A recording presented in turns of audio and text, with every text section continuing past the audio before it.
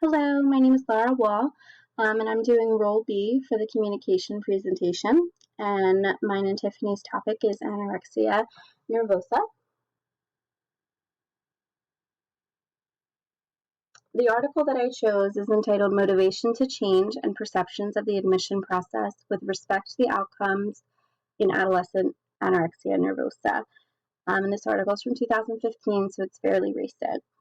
The article goes into look into readiness to change, and they consider that a strong indicator of success of treatments. They found, or they're looking to find that motivation, instead of coercion or being forced into a treatment facility, is really crucial to recovery. 50% of adolescent patients require at least one readmission for treatment, and generally that is typically more than one readmission. And the reason for this is that if a client isn't ready to change, they're much more likely to terminate treatment prematurely or require more than one readmission. The higher the severity of the anorexia, results in higher feelings of coercion or being forced into a treatment, and less motivation to change is what previous research has shown. And the findings that they found through their research demonstrated for the first time that a greater motivation for change at the beginning of a treatment resulted in faster weight gain in adolescent patients. So those clients that were, ready to change and desiring to change and motivated to change were the clients that were successfully completing treatment, in just one admission, and gaining weight the quickest. They also found that the longer the duration a client had of the illness, and also the higher weight loss was correlated with a higher readiness to change.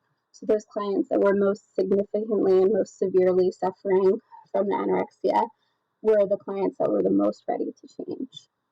So this was a little bit different than what previous research has found. Previous research said that clients who had more severe anorexia felt more forced into treatment.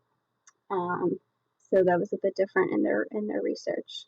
And I think as just future social workers, it's really important for us to consider this, in any treatment plan that we're creating for our clients, the factor of readiness to change and motivation to change, and how much that's going to play a factor in the success of the treatment, whether that's talk therapy or whether that's intensive, nutrition therapy.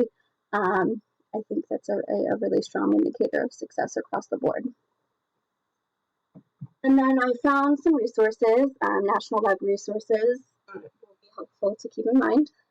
The first three are all national associations, and then the last one, number 4, is a local one to Philadelphia. So I'll show you these resources.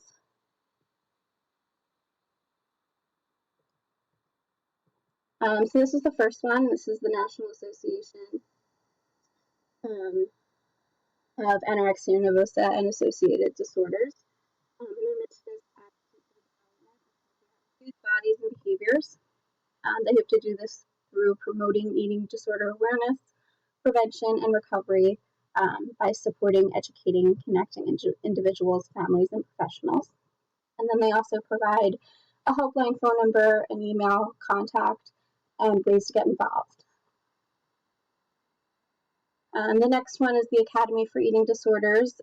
So their site has a lot of information on prevention, treatment, research, and education. So there's a lot of really interesting articles and conferences and recent research and just ways to learn more all throughout their website. They also have a page with a bunch of additional resources, which can be really helpful. The next is the National Eating Disorder Association website.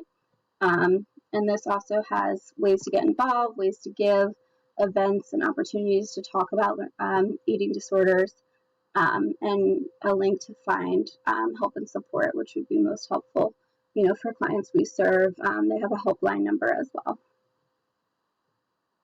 And then this here is the American Anorexia and Bulimia Association of Philadelphia. And on here, there's support groups, which I found really interesting.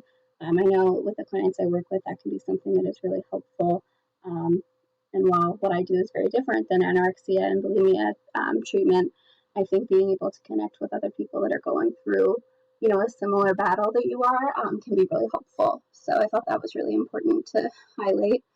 And then there's also, ways to find treatment within the area, information and resources, ways to get involved, and then contact information. And then that is everything. So I hope you were able to learn something from this, and thank you for watching.